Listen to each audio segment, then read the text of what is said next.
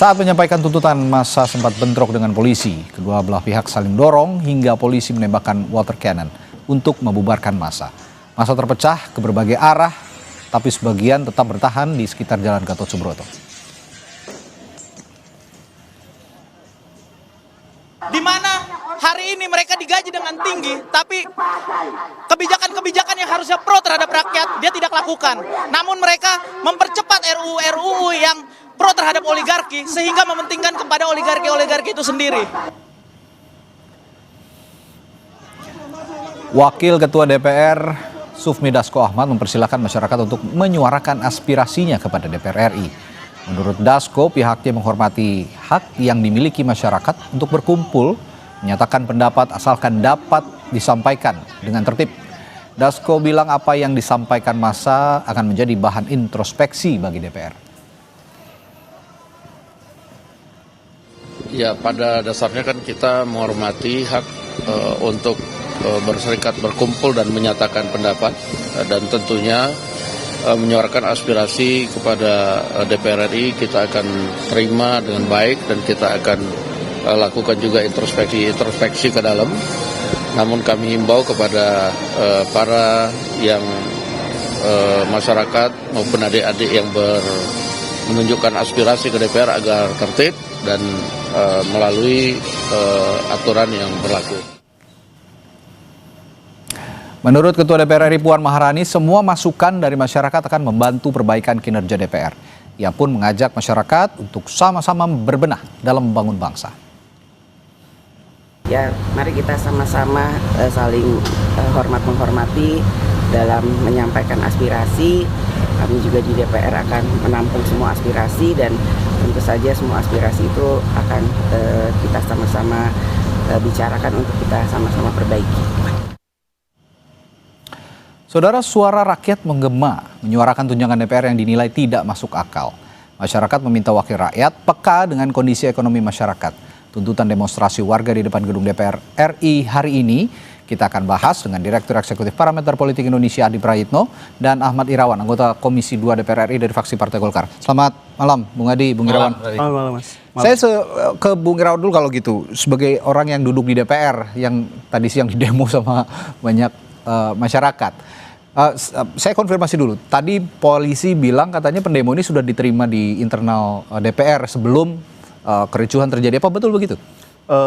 Detailnya saya tidak tahu. Okay. Karena kami Komisi 2 tadi juga sedang melakukan rapat dengan Kementerian Dalam Negeri. Okay. Namun di DPR kan memiliki yang disebut dengan alat kelengkapan Badan Aspirasi Masyarakat. Bisa jadi alat kelengkapan Badan Aspirasi Masyarakat yang menerima. Yang menerima itu. Ya, oke, berarti Anda juga tidak terinformasikan ya bahwa memang ada perwakilan dari pengunjuk rasa yang diterima oleh DPR RI sebelum kericuhan terjadi. Tapi saya ingin bertanya juga soal tuntutan-tuntutan yang mereka ajukan hari ini, begitu ya. Terlebih soal tunjangan yang belakangan ini ramai. Meskipun ada tuntutan lainnya sebenarnya, ada 12 poin yang saya catat tadi, termasuk salah satunya tadi pembahasan RUU perampasan aset yang belum juga disahkan hingga saat ini. Tapi kita berangkat dari tunjangan DPR RI yang publik nilai tidak selaras dengan kondisi masyarakat saat ini. Apa yang bisa Anda katakan dengan tuntutan publik yang menggelar aksi unjuk rasa hari ini?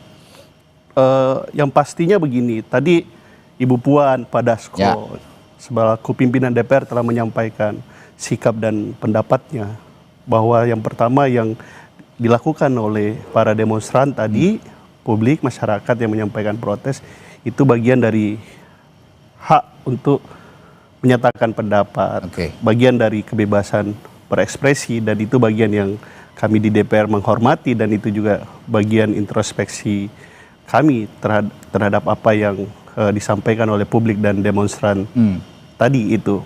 Nah, kaitannya dengan pertanyaan mengenai tunjangan DPR, sebenarnya pertanyaan ini sebenarnya pertanyaan yang juga sensitif, bukan jawabannya aja yang sensitif. Kenapa sensitif? Sehingga pertanyaan, karena begini, karena kalau kita menyebut kaitannya mengenai angka, orang akan melihat dan menilainya sebagai sesuatu yang berbeda-beda.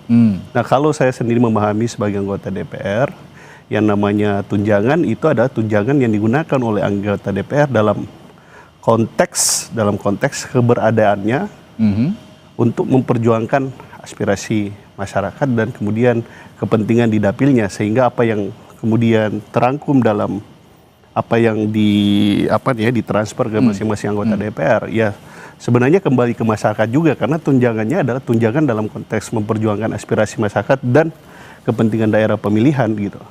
Jadi menurut Itu Anda yang saya pahami. angka tunjangan ataupun take home pay lah boleh dikatakan ya, apa yang didapat oleh DPR ini sudah sebanding begitu, sudah sepadan dengan apa yang harus dikerjakan oleh DPR sejauh ini dan hasil yang sudah dikerjakan? Nah ini yang aku bilang ini pertanyaannya yang sensitif. Ya betul, pertanyaannya yang sensitif. Oke. Karena kalau kita jawab sepadan, nanti dibilang anggota DPR-nya kok besar banget gitu. Nanti kita bilang nggak cukup, nanti dibilang nggak sensitif kepada publik atau rakyat. Sebenarnya pertanyaan yang paling tepat sebenarnya itu digunakan untuk kepentingan apa yang kemudian dihasilkan oleh setiap anggota DPR. Nah itu kalau itu saya. Kalau gitu gini, untuk memoderasi kalimat yang pantas diberikan kepada publik, penjelasan yang pantas diberikan kepada publik, mungkin Bung Adi Praitno bisa menjelaskan apa yang harusnya disampaikan? Ya pertama tentu demonstrasi hari ini harus dimaknai sebagai bagian dari krisis politik, di mana warga itu sudah mulai tidak percaya kepada anggota dewan yang selama ini dianggap sebagai lembaga dan sosok yang mampu menerjemahkan keinginan masyarakat secara umum. Di tengah kemiskinan, di tengah PHK terjadi di mana-mana, orang susah mencari pekerjaan, tapi muncul informasi ada tunjangan yang cukup fantastik untuk anggota dewan. Itulah yang kemudian bisa menjelaskan kenapa ada demonstrasi hari ini, ada mahasiswa, ada rakyat, dan ada kelompok-kelompok pelajar. Nah, pertama yang ingin saya katakan adalah sejak awal mestinya ketika anggota DPR RI periode 2024-2029, ini kan sebenarnya yang ramai itu soal tunjangan sewa rumah. Sewa rumah. Nah itu yang saya kira sejak awal tidak dikomunikasikan dengan baik. Artinya apa? Kalau ini dikomunikasikan dengan baik, bahwa 50 juta untuk sewa rumah hari ini itu sebenarnya bagian dari upaya untuk mengganti rumah-rumah anggota dewan yang tak lagi menjadi bagian dari mereka. Kalau ini disampaikan sejak awal sudah dilantik, jadi kalau hari ini anggota dewan dapat 50 juta, nggak akan ada soal. Karena mereka memahami bahwa anggota dewan itu ternyata butuh tempat tinggal. Dan harus ada keyakinan bahwa anggota dewan itu tidak seperti yang dibayangkan orang, kaya raya semua, persoalan ekonominya sudah mapan, kehidupannya sudah selesai. Tapi nyatanya 50 juta untuk anggota dewan ternyata dibutuhkan. Kalau ini kemudian dikomunikasikan dari awal, saya kira tidak akan memunculkan kekisruhan ini. Yang kedua tentu membaca konteks Radia. Konteksnya adalah kan kita tahu bahwa saat ini kondisi ekonomi kita kan sedang recovery, sedang struggle betul. Kita mendengarkan hampir tiap hari PHK terjadi di mana-mana. Orang kesulitan mencari pekerjaan, ada yang 10 kali, 15 kali ditolak dengan berbagai hal. Tapi tiba-tiba muncul informasi tunjangan BBM lah, tunjangan beras, dan tunjangan untuk sewa rumah yang notabene itu diambil dari pajak rakyat. Dan itulah yang kemudian pajaknya dinaikkan terus. Itulah yang kemudian membuat begitu banyak resistensi dan demo hari ini. Dan pada saat yang bersamaan pembelaan sejumlah kawan-kawan anggota dewan itu kan juga menambah amarah. 50 juta ini nggak cukup kok, mestinya nih 76 itu juta. Tadi kalimat yang harus dimoderasi menurut saya. Iya betul, dan bahkan ada yang ngaman, kan wajar dong cari kontrakan dekat DPR, rumahnya di Bintaro ke DPR kan jauh. It's okay, nggak soal. Tapi sekali lagi penjelasan komunikasi publik yang saat ini sedang marah di tengah kondisi ekonomi yang tidak oke-oke banget, itulah yang saya kira butuh penjelasan yang sangat sensitif bagaimana rakyat yang biasa-biasa saja secara mudah untuk memahami apa yang sebenarnya terjadi di DPR. Nah yang ketiga kalau kita mau tambahkan, anggota dewan sebenarnya dapat apapun sih oke, nggak soal, tapi kan publik juga men-tracking apa sih yang dilakukan kok segini amat angka soal tunjangan dan gajinya. Dan pada saat yang bersamaan, oke lah rakyat Indonesia, DPR memang besar, ayo pelototin kerja mereka. Tapi yang paling penting banyak kok di negara-negara ini, direksi-direksi, di BUMN gajinya juga lebih besar dari DPR. Nah, itu juga harus kita pelototi. Oke, jadi kalau mau memoderasi sebenarnya lembaga yang punya katakanlah tunjangan fantastis begitu, tidak hanya lembaga legislatif ya kan, lembaga eksekutif juga besar. Nah, apakah juga Anda bisa menjelaskan soal itu bahwa DPR itu bukan satu-satunya, dan kalau misalnya dikomparasi dengan lembaga-lembaga lain misalnya di eksekutif masih banyak yang jauh lebih besar. Nanti saya akan tanyakan hal itu setelah jeda di Sapa Indonesia Malam pada Bung Irawan. Tetaplah bersama kami.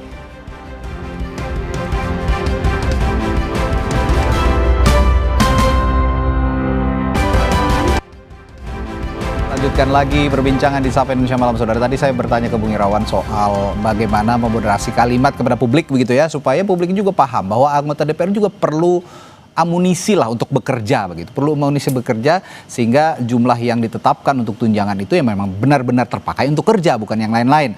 Dan jika dikomparasikan dengan lembaga-lembaga lain, misalnya dengan lembaga eksekutif begitu. Belum lagi misalnya BUMN, komisaris-komisaris itu kan yang juga punya pendapatan yang luar biasa. Nah, bagaimana Anda menjelaskan soal ini kepada publik supaya publik sebenarnya paham gitu dengan konteks ini?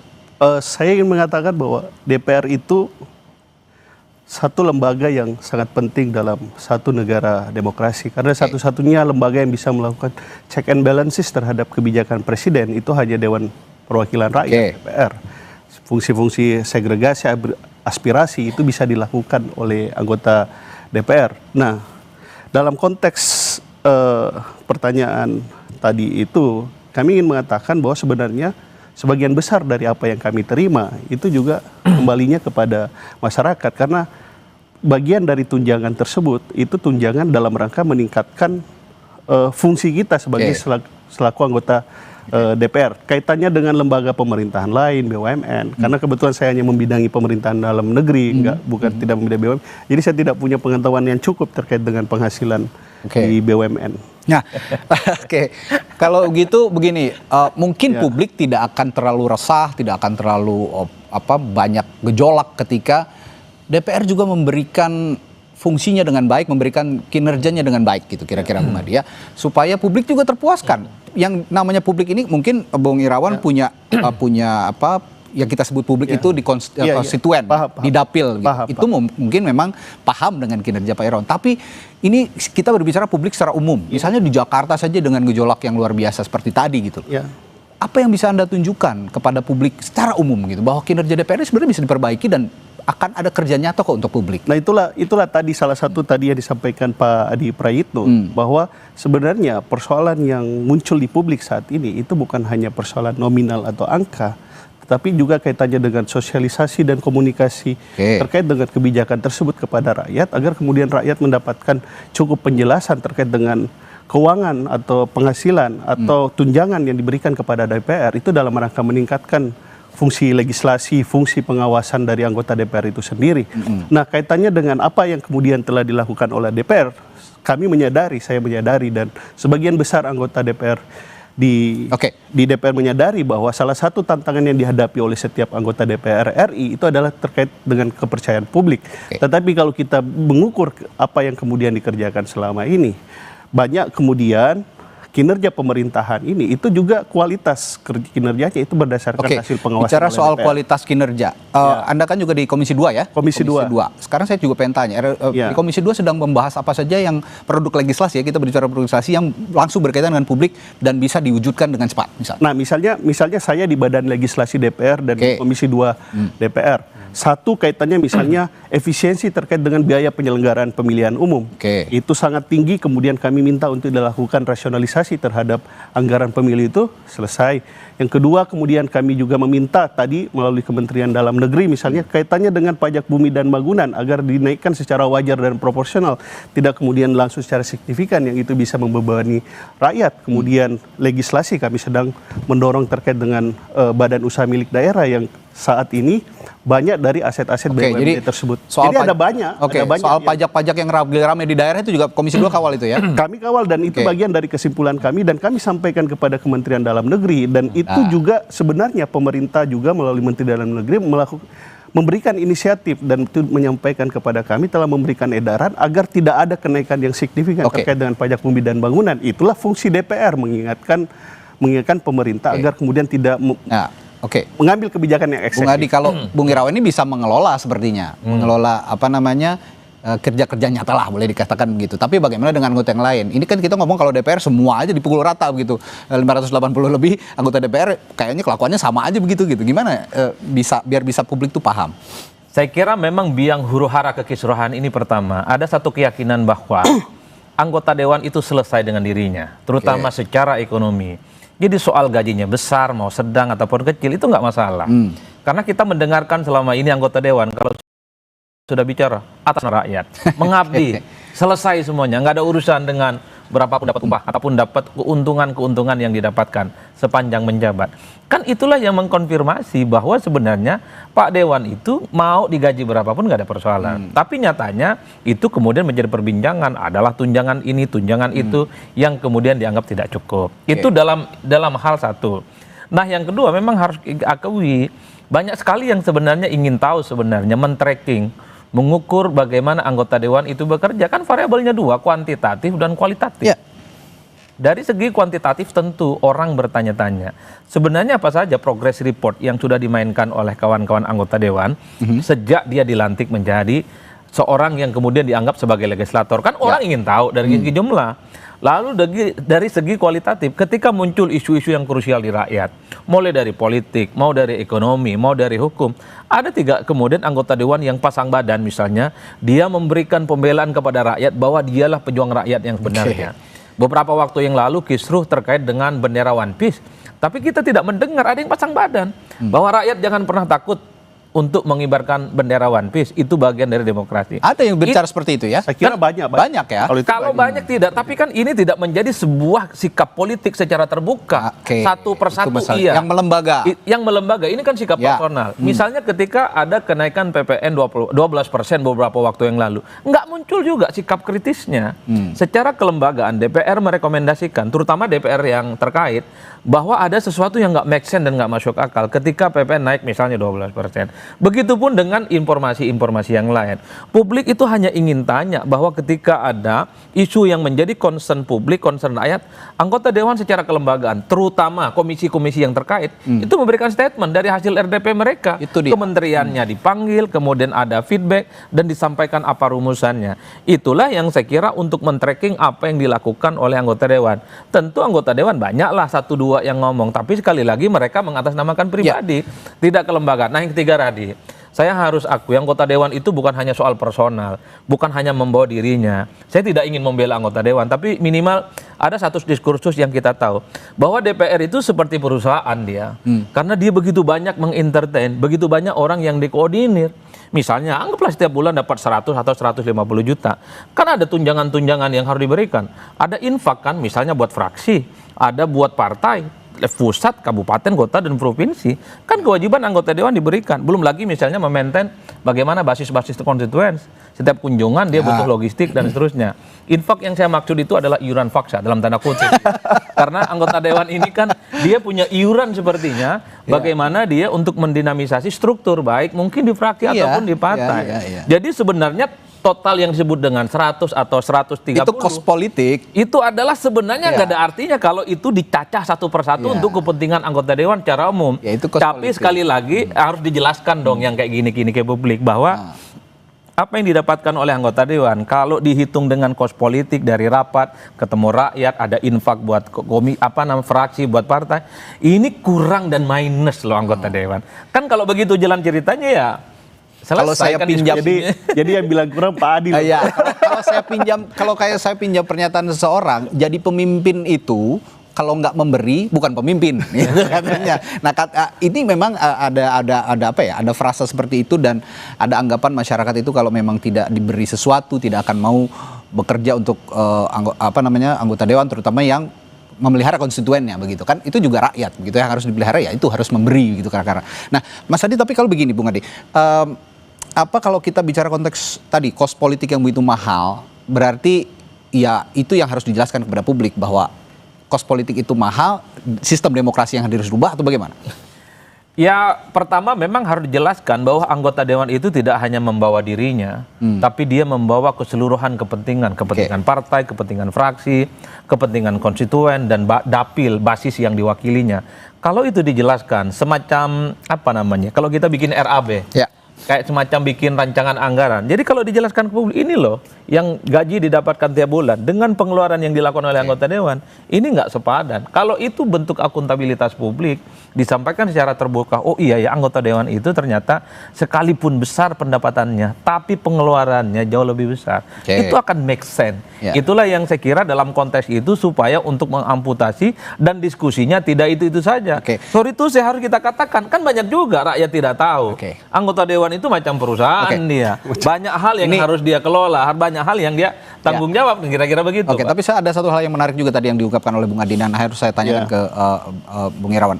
Soal pernyataan, kalau dulu saya melihat DPR itu misalnya menyelesaikan satu kasus, ada pernyataan secara kelembagaan dari fraksi, misalnya fraksi Golkar menyimpulkan bahwa masalah ini harus diselesaikan dengan cara seperti ini. Saya melihat hari-hari ini kok tidak ada.